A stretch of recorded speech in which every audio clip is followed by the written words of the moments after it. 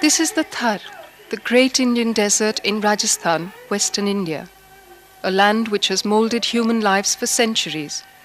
Here life in any form is a symbol of desperate survival.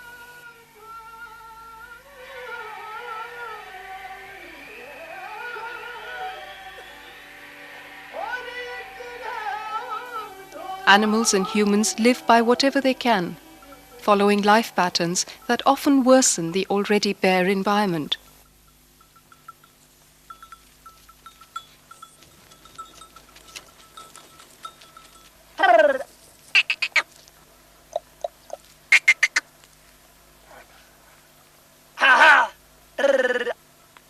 The process of desertification is continually aggravated, trapping more and more people in the vicious cycle of drought and famine. Except for the Bishnois. Rich and prosperous, even in this harsh terrain, the Bishnois are followers of a 500-year-old religion founded by a reformer saint, Sant Jambeshwar. A religion born out of the desert, deeply rooted in environmental beliefs.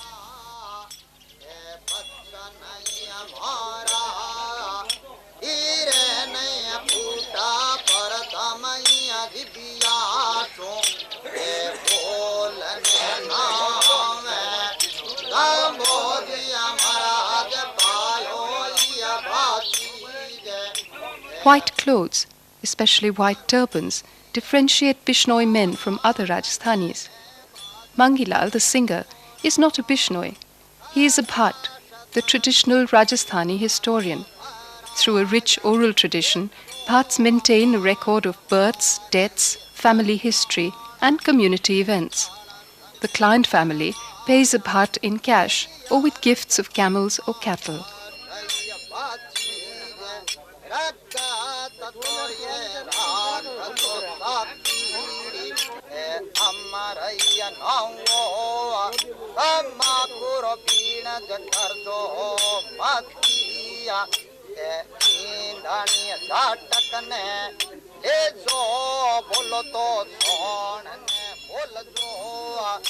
A Bhat is always present on special occasions.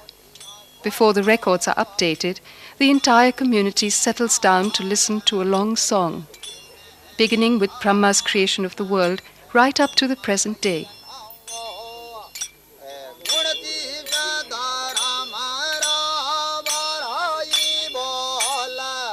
The tale of the 363 martyrs is a famous legend, placed in the 18th century when the Bishnoi faith was already 250 years old.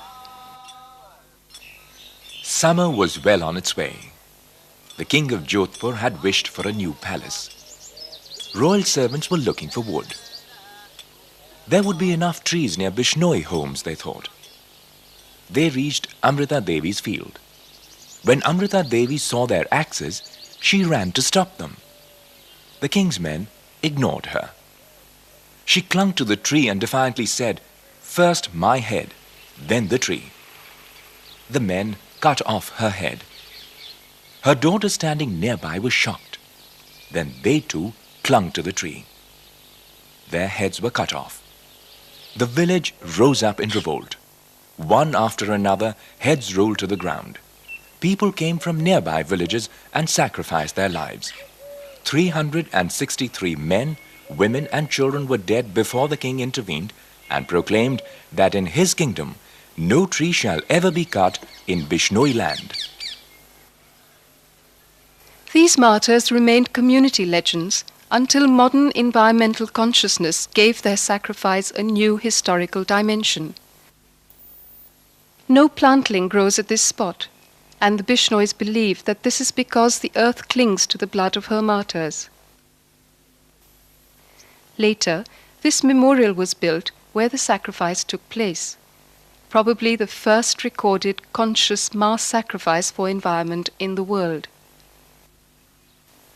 Near the memorial, a grove of trees was planted on Amrita Devi's field in memory of her pioneering example.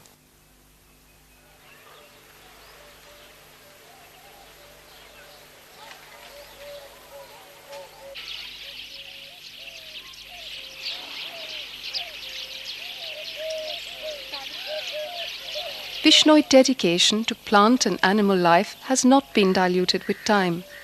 For 500 years, on platforms like this, caretakers have laid out feed and water for birds and animals each day of the year.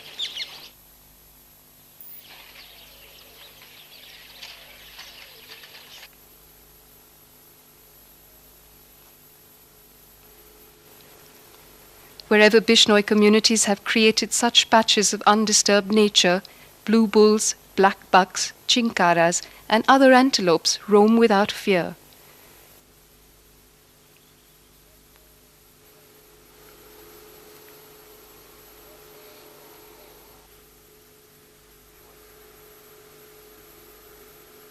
Bishnois have homes in the villages along with other communities, but they also have special clusters called thandis, nearer their fields and the protected areas of nature. Hunters are scared to poach in these areas because Bishnoi men are very aggressive, and they can pick serious fights when they catch poachers.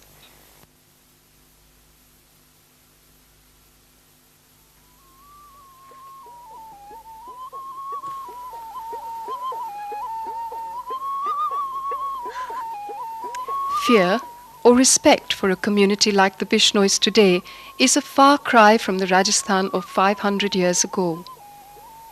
It was an era of petty fights, battles, and illicit practices. Rich nobles lived lives of luxury. The lower classes were exploited into hunger and poverty.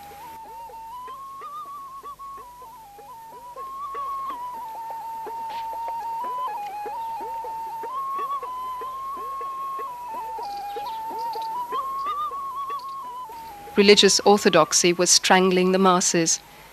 Every man who could kill became a ruler of a little kingdom, and then went and built forts around himself.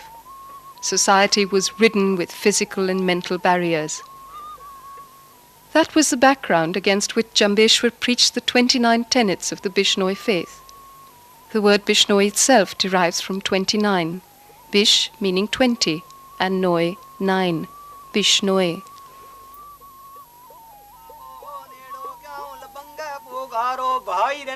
These 29 tenets are recited at various rituals by priests like Sukhdev. Bishnoi priests are supreme in their own village or temple. At a family ritual, Sukhdev is quoting and explaining Jambeshwar's tenets. Think before you speak. Avoid baseless criticism. Be sympathetic to plants and animals. Don't cut trees. Filter water with a cloth. Don't keep goats as domestic animals. Bathe every morning.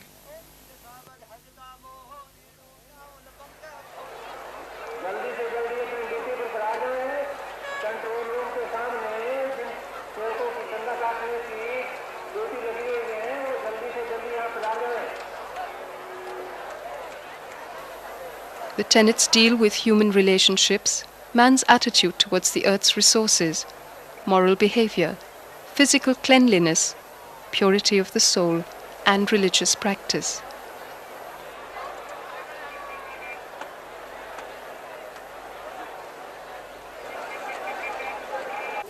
There are some similarities between Bishnoi and Vedic Hindu rituals, like the invocation of Vishnu and the worship of fire.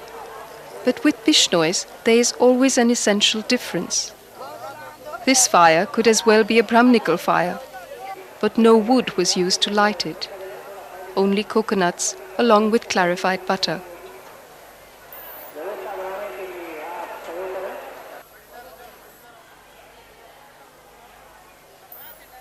Jambeshwar preached in local dialects, cloaking his reformism with familiar rituals so as to successfully attract followers from an illiterate and orthodox society. Born in 1451, he belonged to a landlord's family. When his parents died, he abdicated his inheritance. Then, for a long period, he meditated on a sand dune, until he formulated the 29 or Bishnoi tenets. With increasing popularity, Jambeshwar's identity became godlike, and his teachings became the basis of a new religion. Bishnois have their own fairs and festivals, focal points for pilgrimages. Here, the pilgrims are picking the bark of a tree with their fingernails as a sacred memento. The Prosopis cineraria, or khejuri tree, is the Bishnoi symbol of sustenance in the desert.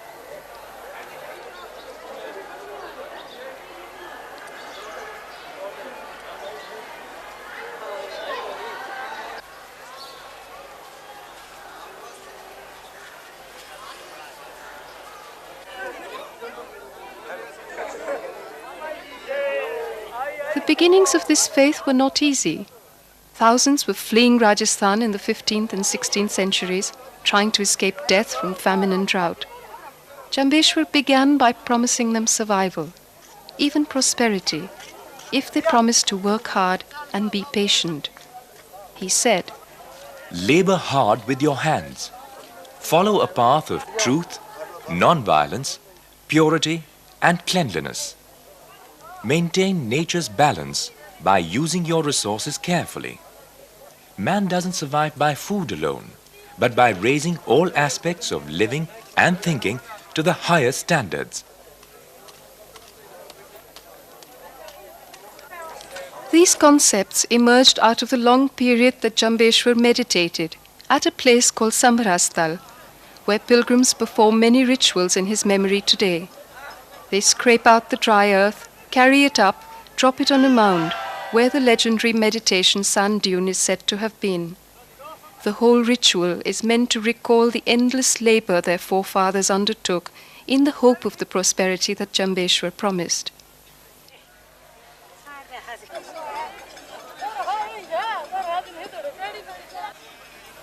The Bishnois are a prosperous community today, many of them rich farmers, milk sellers, or truck owners, often envied by other communities who grudge them their wealth and gold, but they never take their own prosperity for granted.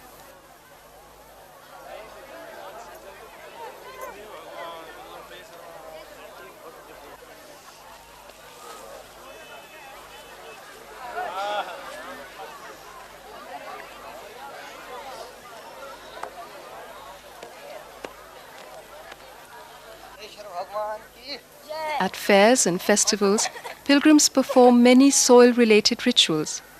They raise mounds in the name of each crop and pray for a good harvest.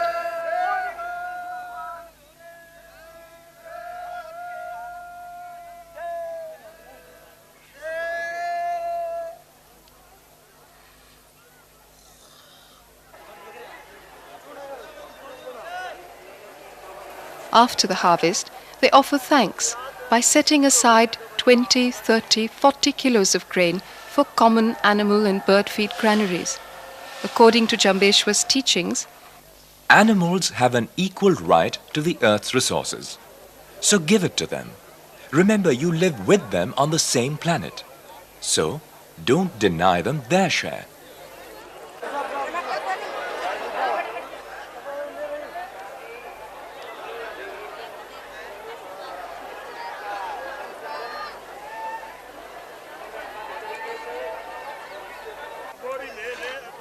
These practices have been maintained since the first Bishnois were initiated, half a century ago.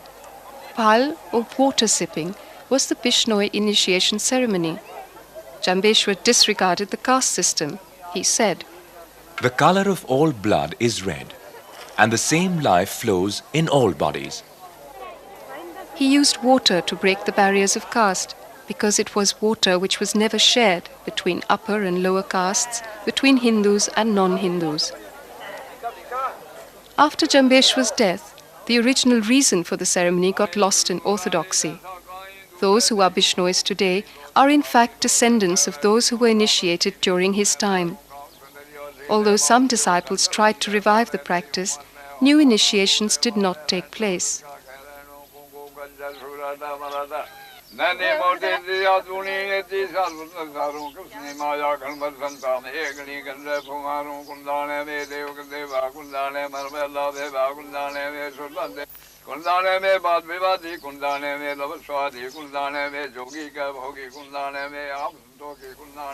The Pal ceremony is now a ritual performed within the community.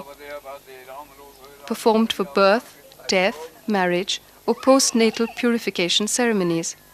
and especially for baptizing a newborn child, confirming his Bishnoi antecedents.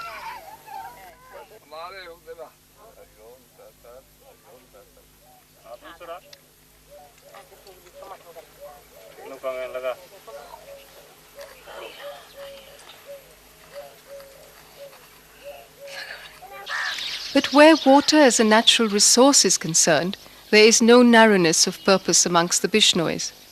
Near villages, it is they who maintain the lakes, desilting the basin every year, planting khejuri trees on the banks. But anyone can use the lakes.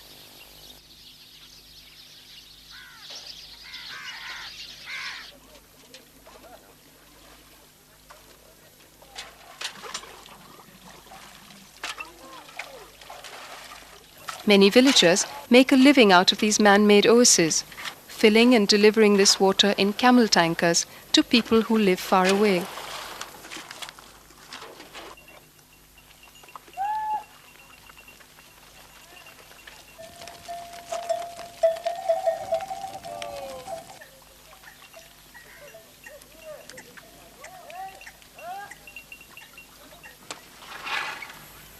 The attraction to waterholes is the crux of desert life. Water is a scarce commodity, and agriculture in the desert is dependent on unpredictable rainfall. Knowing this, Jambeshwar had widely propagated cattle keeping. Today, it is the backbone of Bishnoi economy.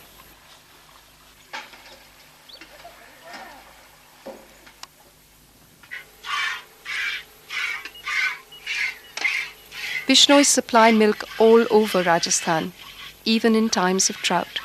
In good times and bad times, cattle are fed a small fixed amount of khejuri leaves, and this has proved to increase milk yield by 10 to 15%.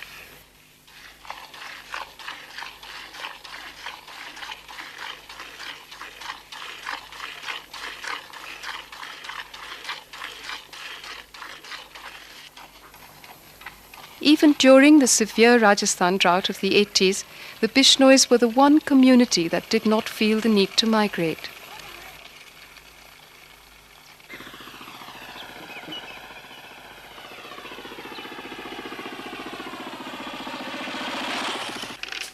Many Bishnois are not literate, and they blindly follow the tenets.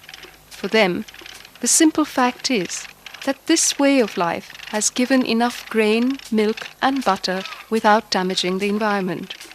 A way of life compressed into religious beliefs and teachings which have not failed them.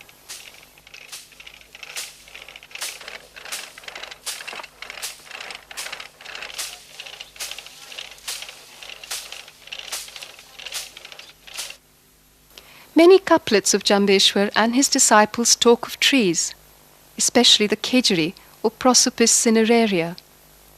We should always remain sympathetic to all living things and never cut a green tree. All trees should be nurtured with love, and the khejuri must always be protected. The khejuri is specially planted within agricultural fields. Its 30 meters deep vertical roots draw water from the subsoil and also enrich the field with nitrate activity.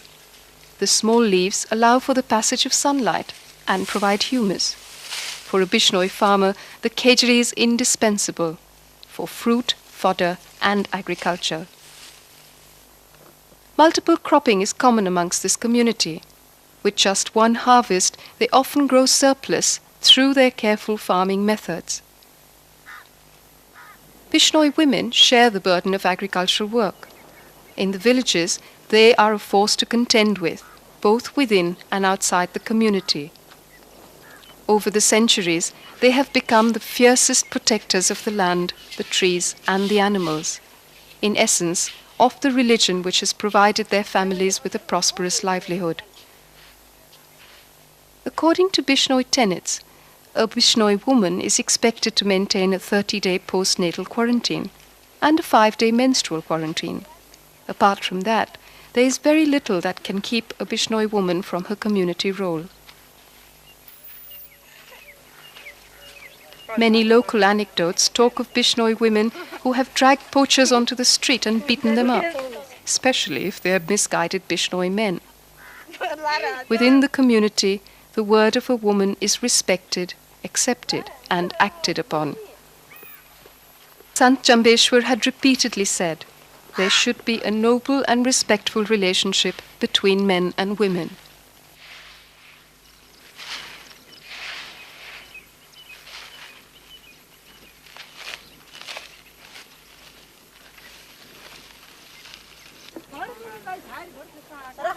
Bishnoi women can be visibly impressive about some things and quite simply ignorant about others. Jambeshwar's teachings say, filter water and milk with a cloth. Before use, free all water, milk and fuel of living things.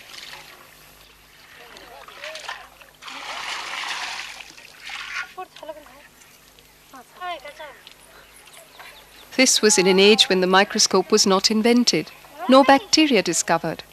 For these illiterate women, microscopes and bacteria still do not exist. And so they happily follow filtration as a religious practice.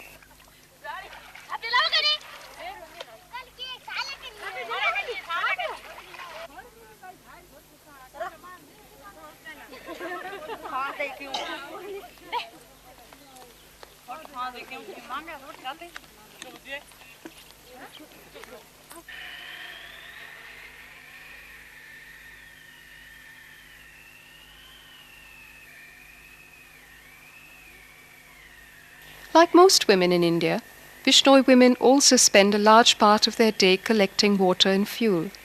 But the search for fuel is characterized by an essential difference.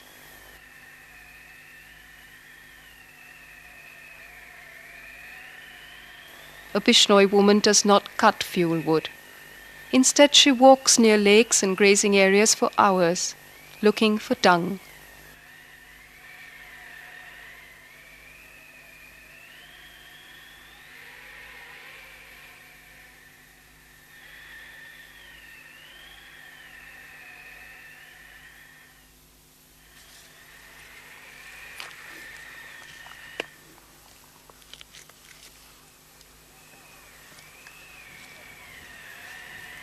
Between her and the children, they collect and dry the dung, then heap it in a common storage ground. Families pick dried cakes from their personal heaps every day and carry it home for fuel.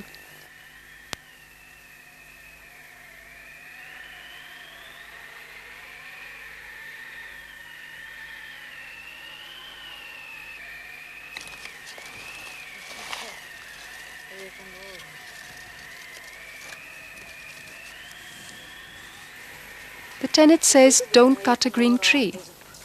But a Bishnoi woman may often bypass even dry trees. Sometimes they do take home fallen dried twigs and branches. The effort towards discipline is in the mind. An attitude that successive generations have not wavered from, acknowledging the validity of the philosophy that Jambeshwar propagated.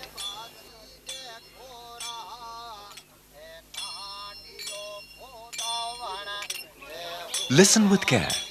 If you live moderately, shun greed and work hard, this earth will always bear fruit. You will always have enough and more. Remember that. Be prudent and you will be happy. Which they are, with enough food, enough money, enough gold, and an undamaged environment.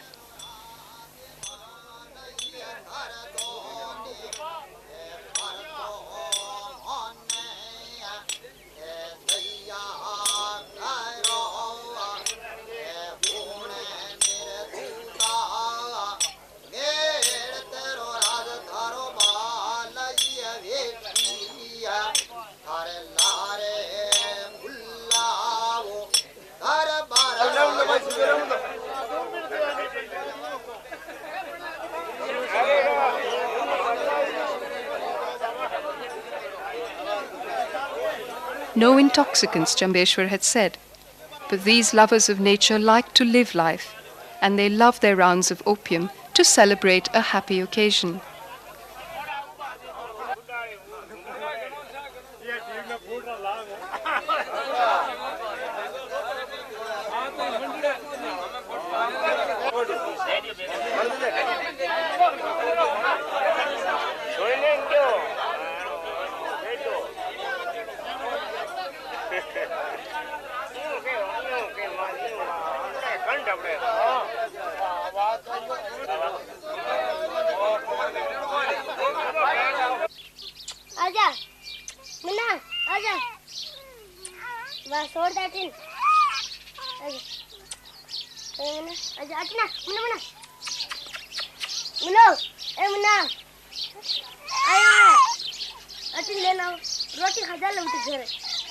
Over the years, Bishnois have influenced other communities to love and nurture life as well, like this non-Bishnoi family living alongside them.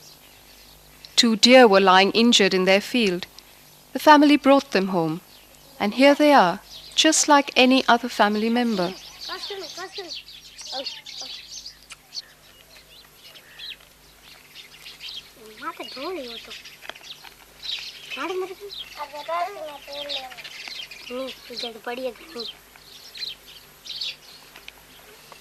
Like Amrita Devi's great sacrifice for the trees, there are many legends amongst the Bishnois about how women have breastfed injured baby deer, how poachers have been beaten up and made to pay heavy fines in grain, how men keep vigil all night in some sanctuaries, how some foreign dignitaries were told to get out of the country and not hunt in Bishnoi areas.